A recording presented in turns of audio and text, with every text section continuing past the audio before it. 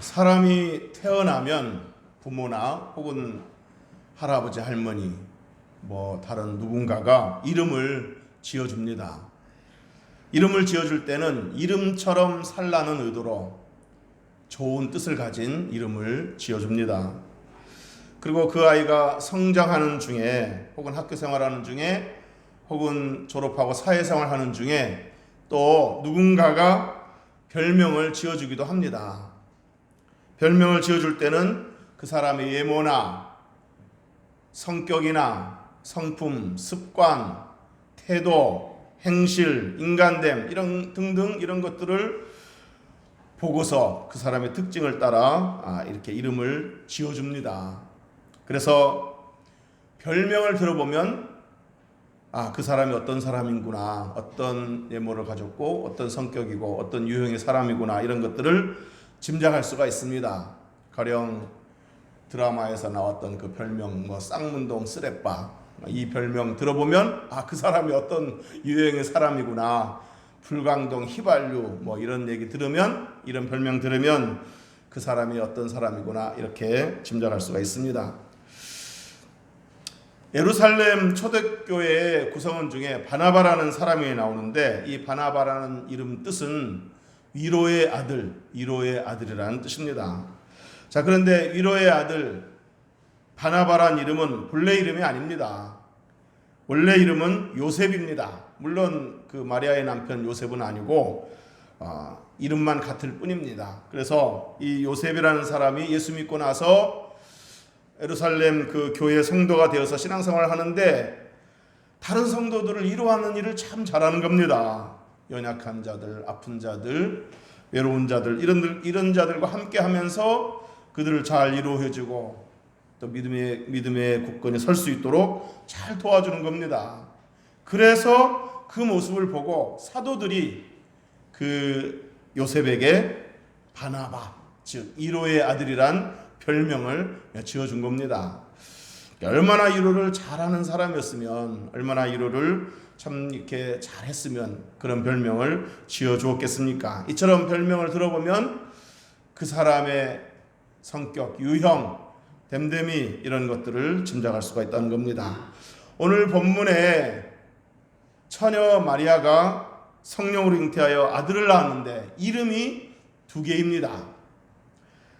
21절에 보면 아들을 낳으려니 이름을 예수라 하라. 예수라는 이름이 있고 23절에 보라 처녀가 잉태하여 아들을 낳을 것이요 그의 이름은 임마누엘이라 하리라.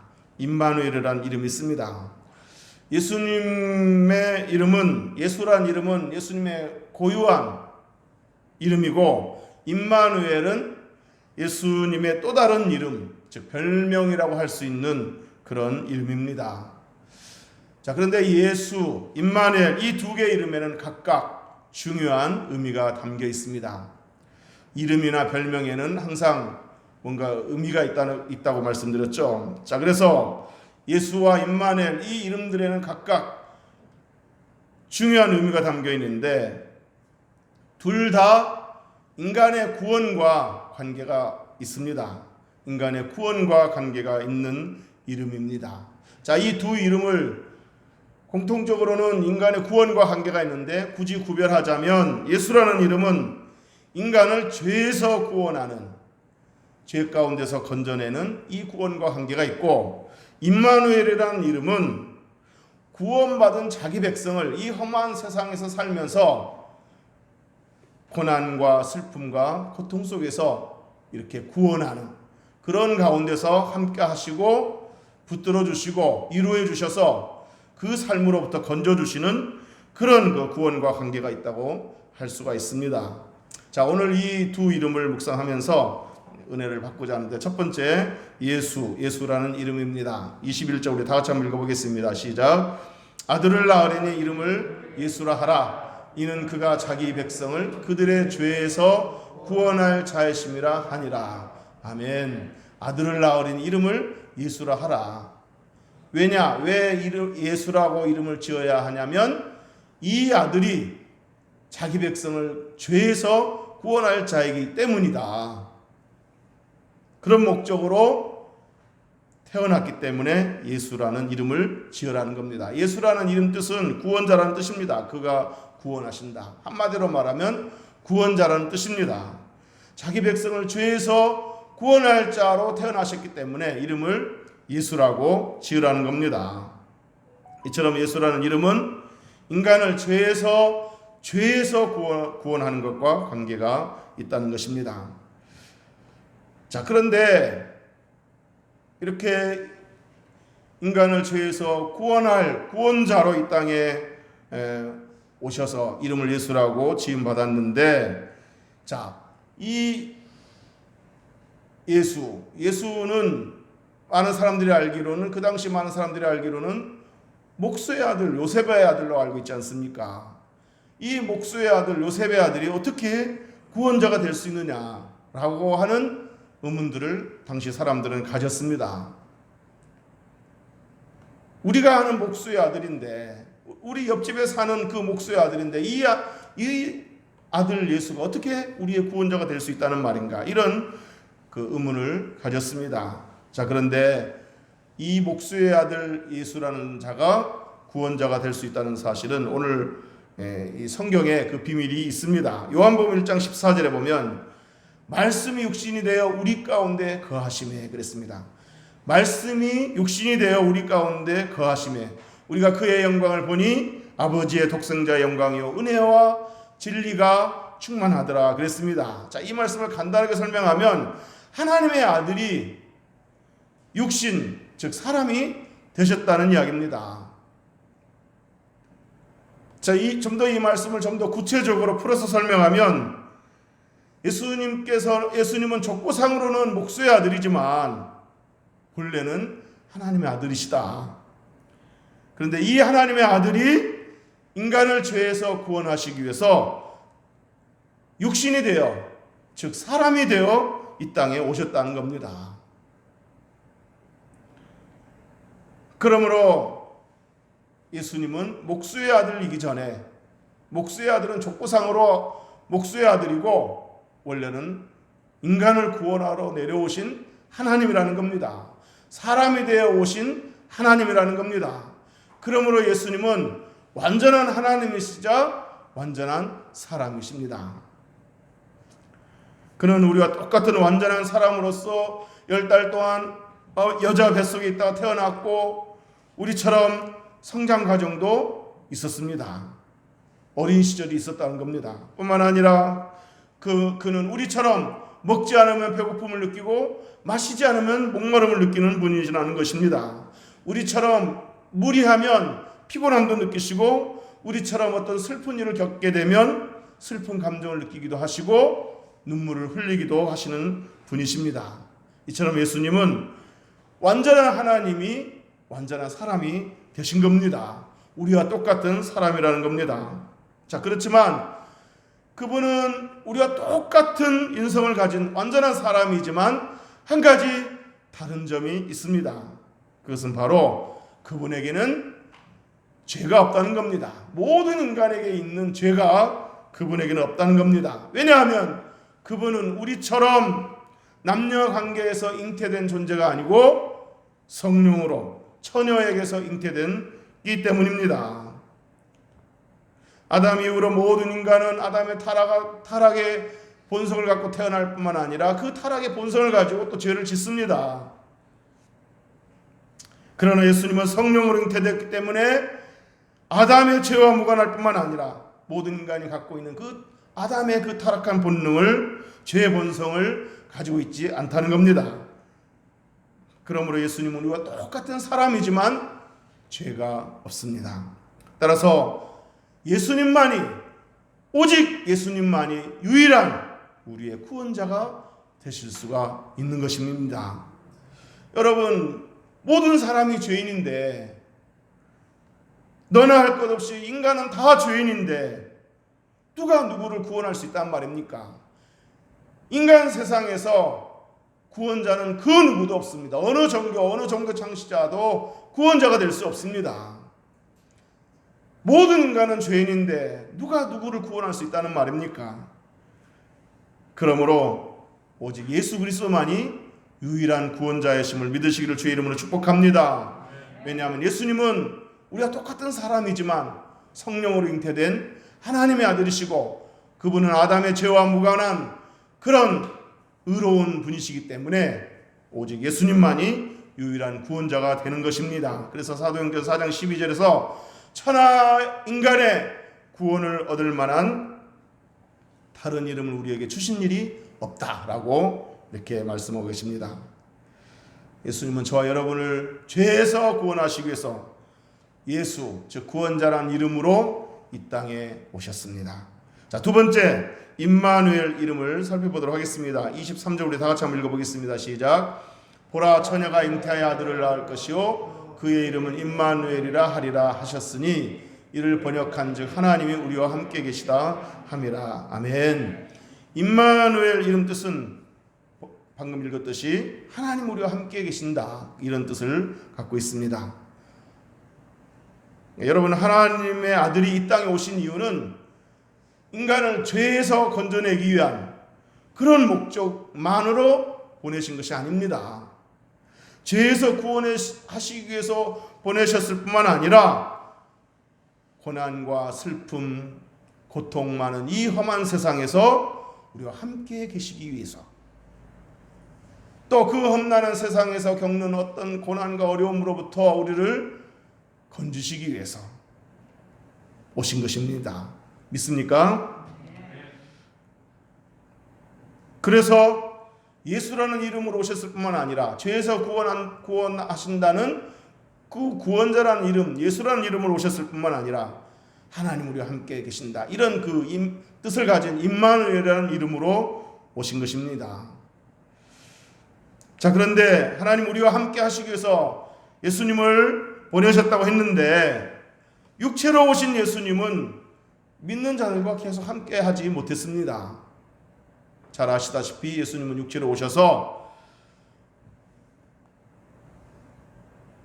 잠깐 33년 동안 계시고 마지막에 십자가의 제물이 되어서 십자가에서 죽으시고 3일 만에 부활하셨지만 또 승천하시고 하늘 보좌에 앉아 계십니다. 그러므로 육체로는 이 땅에 계시지 않습니다. 근데 예수님은 제자들에게, 승천하시기 전에 제자들에게 보라, 내가 세상 끝날까지 너희와 항상 함께 있겠다라고 약속하셨습니다. 이 약속을 어떻게 지켰습니까? 예수님께서 승천하신 후에 제자들에게 또 이렇게 약속하신 바가 있습니다. 내가 가면 또 다른 보혜사를 보내겠다, 이렇게 말씀하셨습니다. 또 다른 보혜사라는 말은 여러 가지 의미가 있지만 한마디로 말하면 보호자라는 뜻입니다. 또 다른 보호자. 예수님이 그동안 제자들에게, 믿는 자들에게 보호자가 되셨는데 이제 예수님 승천하신 이후에 다른 보호자가 없으니까 예수님께서 또 다른 보호자를 보내시겠다는 겁니다. 그분이 바로 하나님의 영이시고 예수님의 영이신 성령이십니다. 그래서 성령을 보내셔서 그 성령이 또 다른 보호자 역할을 하게 하셔서 계속해서 임마누엘 함께 하시겠다는 겁니다. 제자들을 고아와 같이 버려두지 않겠다는 것입니다. 예수님은 이 약속대로 성령을 보내셨고 모든 믿는 자들 마음속에 성령이 함께 계심으로 임마누엘을 누리게 되었습니다. 우리 잘 아는 그 CCM 찬송 가사에 이런 가사가 있습니다. 허무한 시절 지날 때, 깊은 한숨 내쉴 때 그런 풍경 보시며 탄식하는 분이 있네. 그와 같이 너희를 버려두지 않으리. 내가 너희와 영원히 함께 하리라. 성령이 오셨네. 성령이 오셨네. 내 주에 보내신 성령이 오셨네. 우리 인생 가운데 친히 찾아오셔서 그 나라 꿈꾸게 하시네. 이렇게 이 허무한 시절을 보내는 동안, 깊은 한숨 내쉬는 동안 고아처럼 버려두지 않게 하시기 위해서 성령님을 보내어 주셨습니다. 그래서 우리 인생 가운데 우리 심령에 거하게 하셔서 계속해서 임마누엘을 누리게 하셨습니다.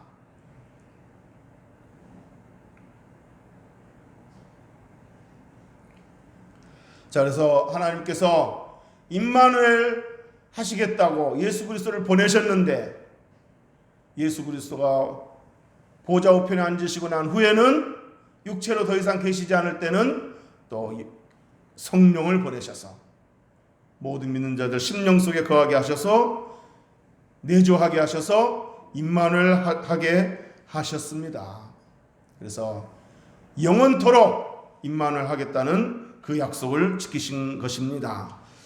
일본의 여루 작가 미우라 아야코가 이런 질문을 받은 일이 있습니다. 빙점이라는 소설을 쓴 유명한 기독교인 미우라 아야코, 그 일본 작가가 이런 질문을 받았습니다. 기독교에는 불교에서와 같은 그런 어떤 그 주문은 없습니까? 뭐 나무아비 타빌 이런 그 주문은 없습니까? 이렇게 물었답니다. 그때 이 미우라 아야코가 이렇게 대답했다고 합니다. 네, 기독교에는 연불 같은 그런 주문은 없습니다. 그러나 그것과 비슷한 말은 있습니다. 그건 바로 임마누엘입니다. 이렇게 말했다고 합니다. 그래서 그녀는 계속해서 그 질문을 한 사람들에게 나는 오랫동안 요양 생활을 하면서 마지막 그 이제 삶의 그 생에서 요양 생활을 했는데 요양 생활하면서 문득 쓸쓸해지면 늘 임마누엘 하고 그렇게 말하면서 기도했다는 겁니다. 그러면 그럴 때마다 전능하신 하나님께서 내 곁에 계셔서 나를 붙잡으시고 나를 안으시고 나를 위로해 주신 것을 느낄 수가 있었고 내 마음은 소망으로 가득 차고 하늘의 기쁨으로 가득 차 있음을 느꼈습니다 라고 말했다고 합니다.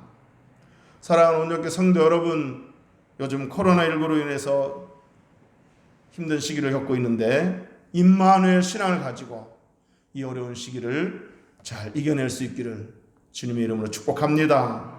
두려울 때 임마누엘을 외치면서 담대함을 얻기를 주님의 이름으로 축복합니다. 불안할 때 임마누엘을 외치면서 하나님이 나와 함께 하심을 느끼면서 평안함을 누리기를 주의 이름으로 축복합니다.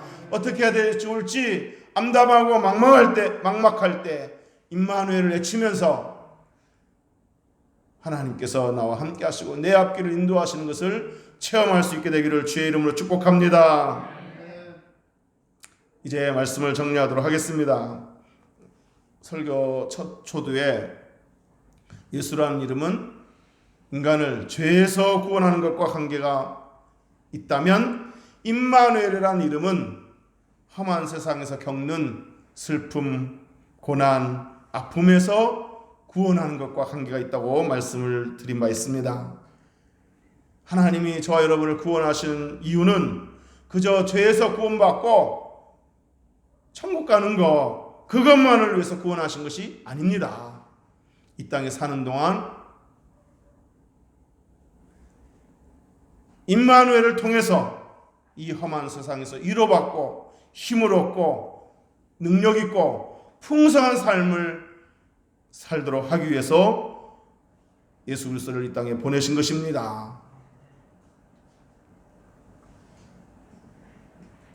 데살로니가 후서 3장 16절에 보면 평강의 주께서 친히 따라서 합시다. 때마다 일마다 친히 때마다 일마다 너희에게 평강을 주시고 주께서 너희 모든 사람과 함께 하시기를 원하노라 그랬습니다.